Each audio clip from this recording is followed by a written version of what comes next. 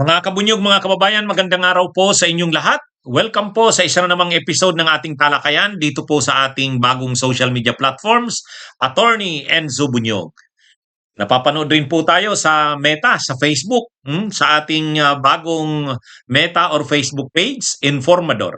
Kaya kung hindi pa po kayo nakasubscribe sa Attorney Enzo Bunyog YouTube channel, subscribe na po kayo. Kung hindi pa po kayo nakafollow sa Informador, Meta or Facebook page, follow na po kayo.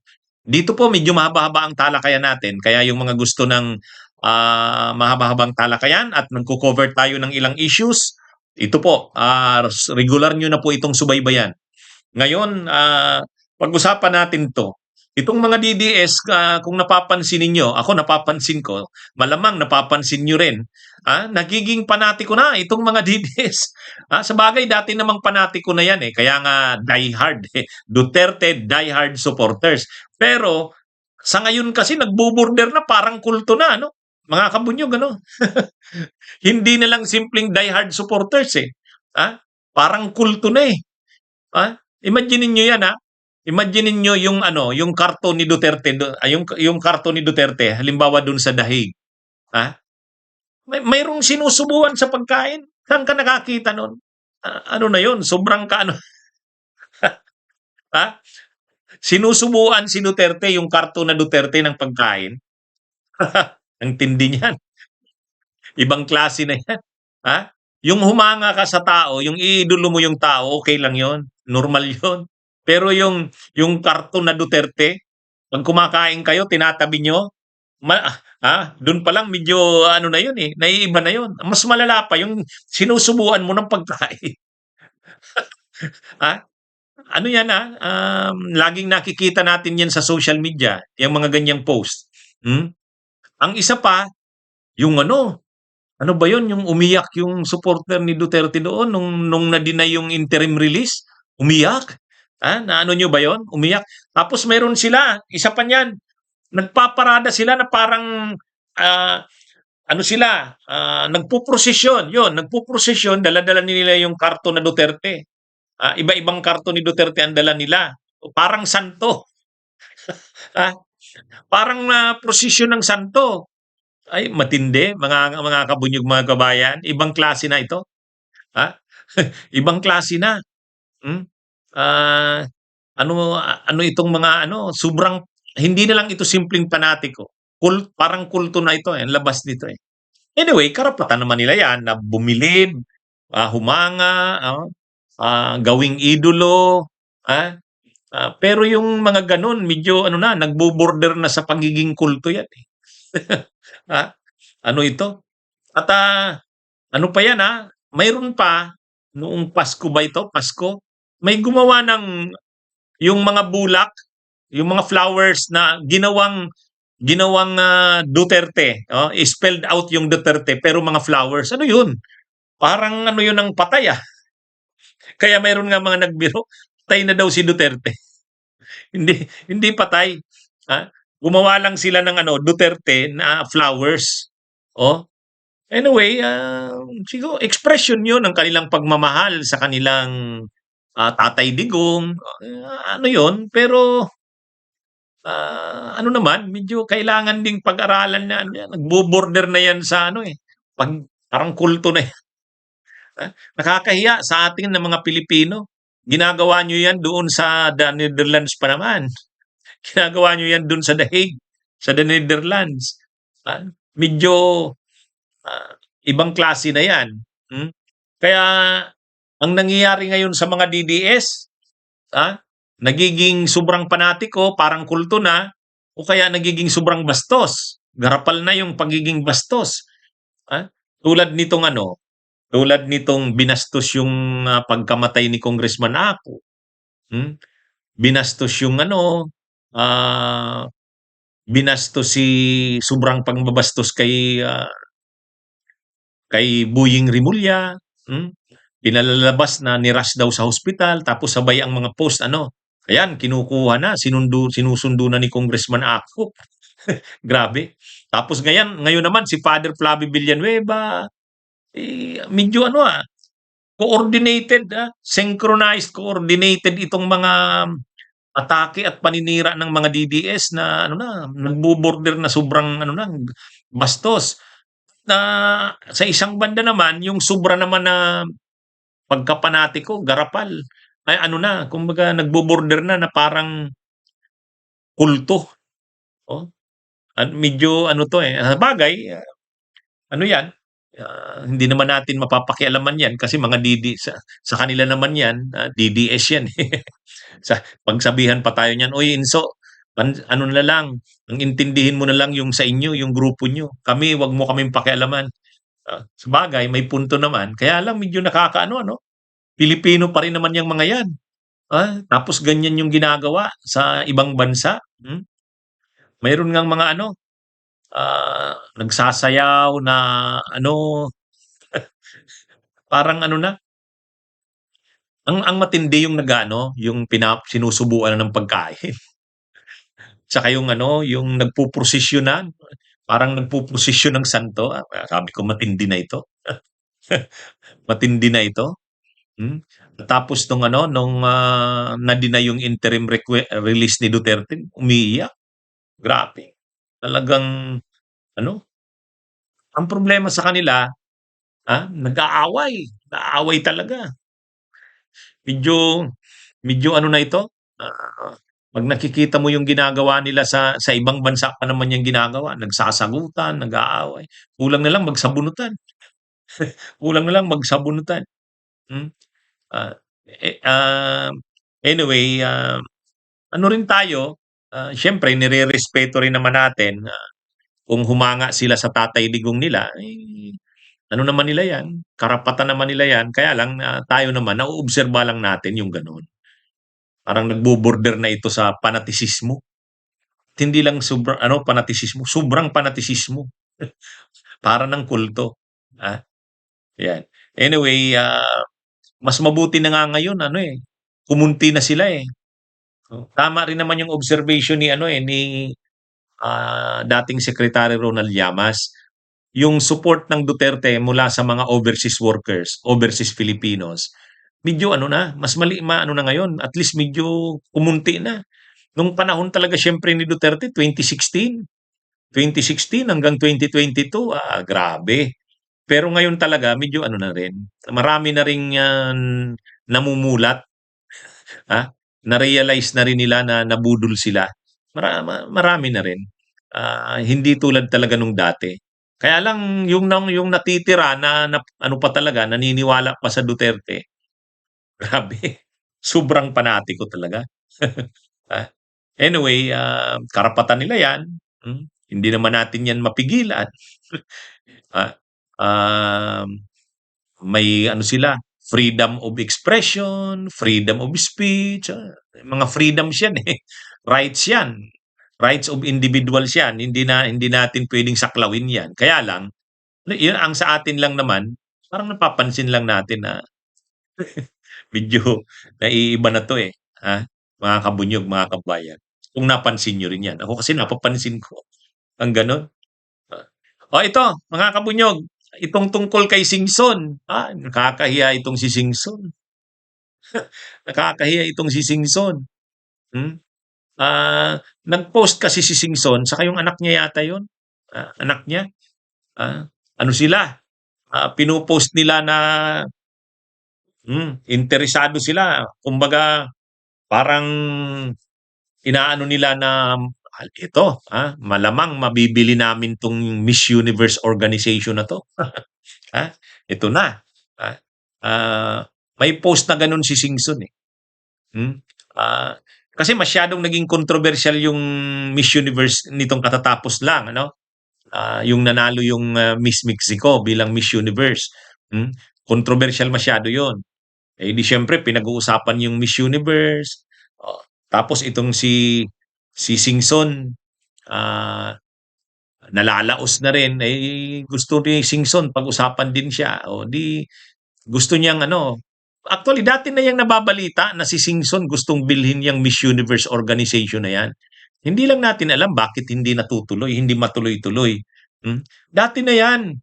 Oh, hindi wala pa itong magkasama pa yata noon ang Uniteam.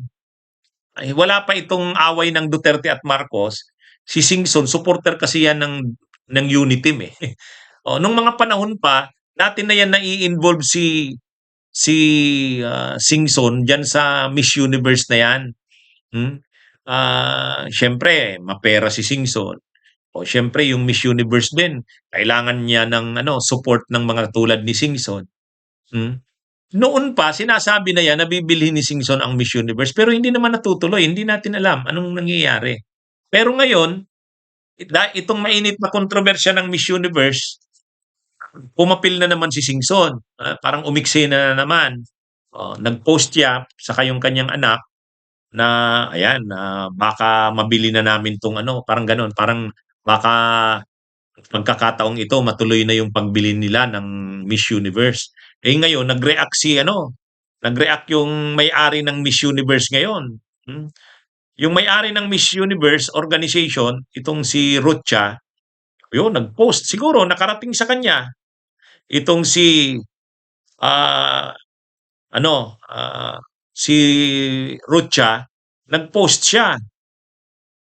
Sabi ni Rucha, ano daw, ito, hmm, itong si Rucha, sabi niya, keep dreaming on fairy tales. Rocha affirms ownership of Miss Universe. Ito kasing si Rocha, ito talaga yung may-ari ng Miss Universe. Co-owner ito. Ngayon, nakarating na yata sa kanya, Raul Rocha. Ayan, Miss Universe co-owner. Keep dreaming. My lawyers will put an end to your fairy tales. ha? Oh, yan yung post nito ni Raul Rocha. Siyempre, ano to, naiinsulto rin siyempre naiinsulto yata itong si Raul Rocha. Hindi niya naman yata ibinibenta eh. Nakarating sa kanya na parang interesado itong si Singson at yung kanyang anak. So ngayon, nag-post itong si Raul Rocha na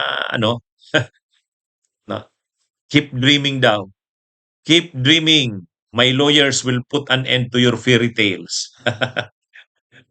Ayan. Kaya ito, wala pang reaksyon si Singson.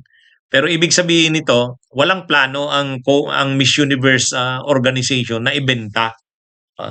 Kumbaga itong si Raul Rocha, nai-involve din ito sa kontrobersya itong si Raul Rocha doon nga sa nanalong Miss Universe ng Miss Mexico. Nai-involve ito sa kontrobersya na yan itong si Raul Rocha.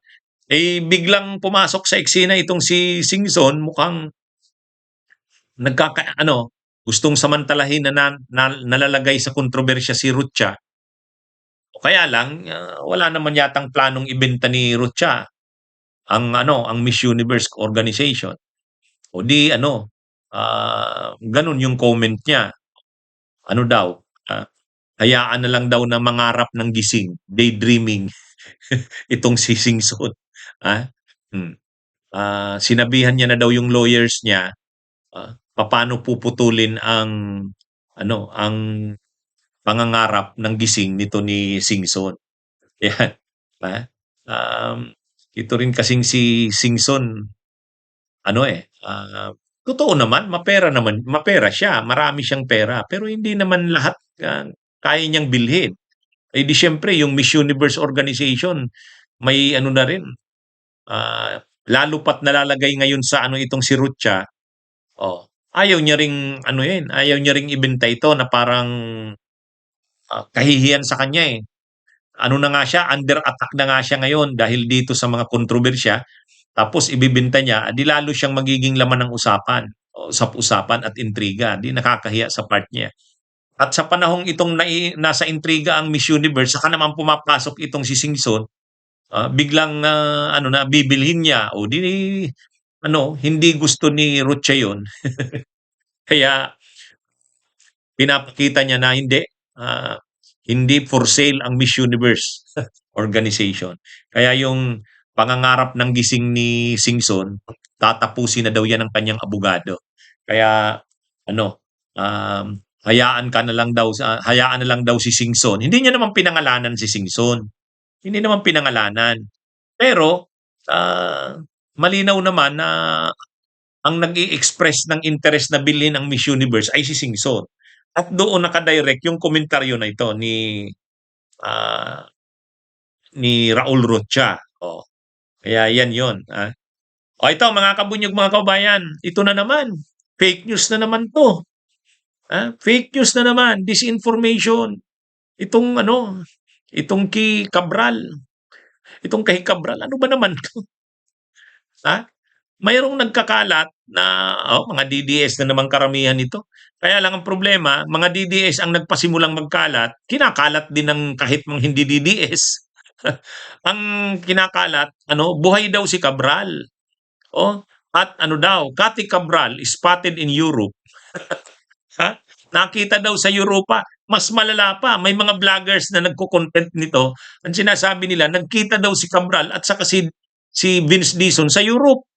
Ay, grabe. Mga kabunyog, mga kabayan. Ano ba to? Ano na bang nangyayari sa atin? Ha?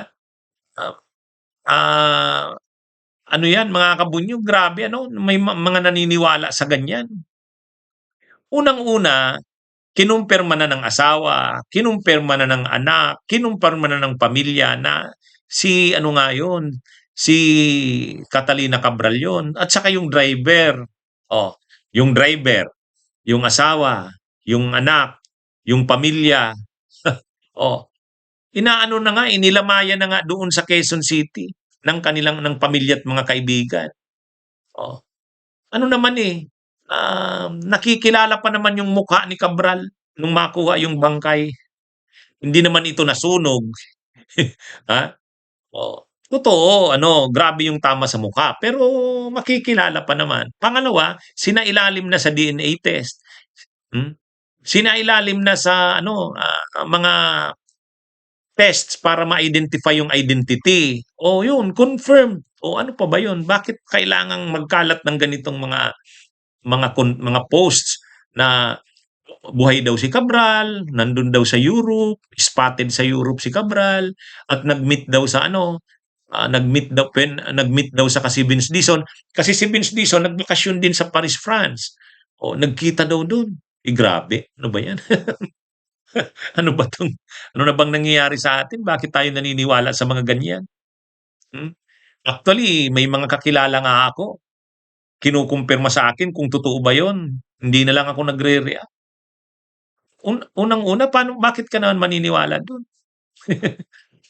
Bakit? Actually, nung una, nag-react niyan, sila Senador Kiko Pangilinan, ang gusto lang nila, i-confirm talaga na si Cabral yon.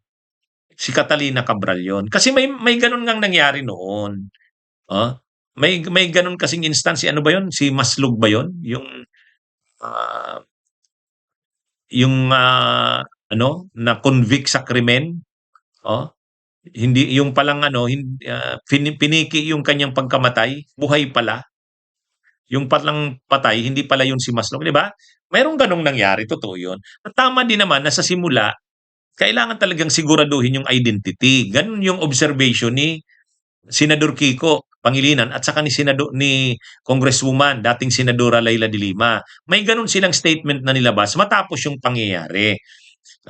Pero nung panahon yan na magulo pa, hindi pa talaga malinaw ang buong pangyayari. Pero nung nung una kasi ayaw pumayag yung pamilya na i-DNA test, i-autopsy, isailalim pa sa mga test para ma-identify talaga. Ano yun? Ayaw ng pamilya. Doon medyo nagre-react yung gobyerno at saka yung mga ilang senador at officials ng bansa na bakit ayaw? Si Cabral ba talaga yan? Tinatago ba nila na mayroon bang nangyayaring cover up dito?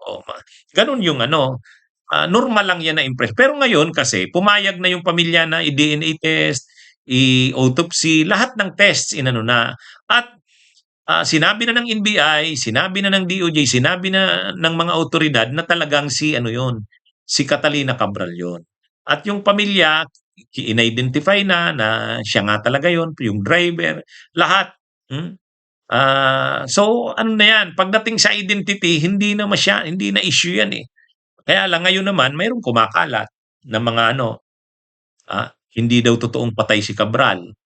Kati Cabral spotted in Europe. Ano ba? Ano ba 'yan? Malala pa, mayroon pa, dinagdagan pa. Nag-meet daw si Cabral at saka si Vince Dizon sa Europe. 'Yan. Grabe. Sabi ko, ano na 'to? Ha? Ah, ah, ah, over na 'tong kumakalat na ito. Kaya ayaw ko rin sanang ayaw ko rin sanang, mag-ano diyan, gawing topic 'yan. Kaya lang maraming kumakalat talaga, eh, hindi lang isa, eh. Sabi ko, "Ano ba 'to? Tuldukan na nga natin 'to." Hmm, um, ano 'yun, um, kumpirmado na siya 'yun, si Cabral 'yun. Wala ng issue do'n. Ah, okey, mga kabunyog, mga kababayan, magandang araw sa inyong lahat. Mabuhay po tayo.